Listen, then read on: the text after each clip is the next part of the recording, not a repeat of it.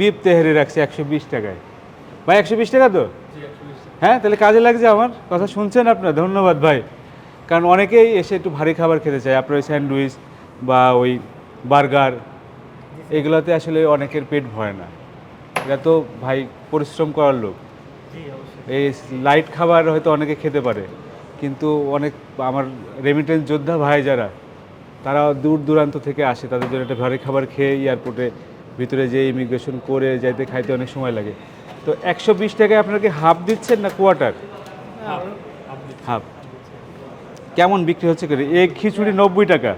এইদিকে আসো, আমরা একটু দেখাই যে চিকেন তেহারি 110 টাকা। কোনটা কত দাম আপনি একটু বলেন তো? আবার আপনাদের ফাস্টফুড আইটেমগুলো একটু কমে গেছে মনে হচ্ছে। আমাদের কত দাম? স্যার আমাদের হচ্ছে চিকেন তেহারি হচ্ছে 110 টাকা, বিফ তেহারি হচ্ছে 120 টাকা, আর ডিম খিচুড়ি হচ্ছে 90 টাকা।